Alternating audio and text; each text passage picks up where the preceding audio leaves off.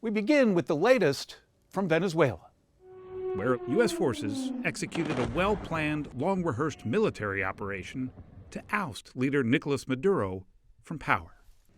This was Maduro hours later, taking a so-called perp walk in federal custody in New York. In a moment, we'll have a little history, but first, a look at how they did it from David Martin. The operation to capture Nicolás Maduro and his wife began at 10:46 Friday night, when President Trump unleashed an air assault into the heart of Venezuela's capital. Aircraft began launching from 20 different bases on land and sea across the Western Hemisphere. In total, more than 150 aircraft, bombers, fighters, intelligence, reconnaissance, surveillance, rotary wing.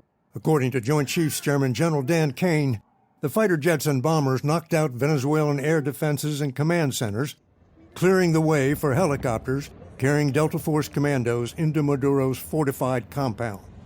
The helicopters began their flight into Venezuela at 100 feet above the water.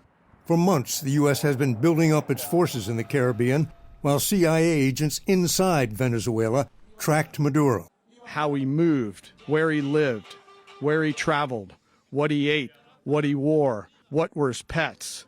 President Trump's very public pressure campaign against Maduro had put the Venezuelans on alert. Still, Kane said, they did not see the Americans coming. We assessed that we had maintained totally the element of surprise. With President Trump and his top aides watching from Mar-a-Lago, Delta Force hit Maduro's compound at 1:01 Saturday morning Eastern Time. The helicopters came under fire, and they replied with overwhelming force in self-defense. One of our aircraft was hit, but remained flyable. This is an attack that could have gone very, very badly. We could have lost a lot of people last night. No American soldiers were killed, but several were wounded in the firefight as Maduro and his wife tried to flee to a safe room. He was trying to get into a safe place. It was a very thick door. It was a very heavy door, but he was unable to get to that door. He made it to the door. He was unable to close it.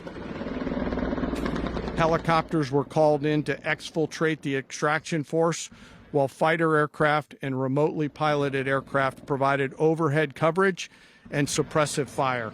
The helicopters with Maduro and his wife on board were back over the water less than 5 hours after the operation began. Maduro now faces narco-terrorism and drug trafficking charges. Venezuela faces an uncertain future. We're going to run the country until such time as we can do a safe, proper, and judicious transition. Solo presidente en este país que se llama Nicolás Maduro. Venezuela's vice president denounced the operation as illegal and demanded Maduro's release. President Trump said she sang a different tune in a phone call with Secretary of State Rubio. She said, we'll do whatever you need. I think she was quite gracious, but she really doesn't have a choice. The president said the U.S. military is ready to launch a second, bigger wave of attacks if Venezuela does not do what he says. All political and military figures in Venezuela should understand what happened to Maduro can happen to them.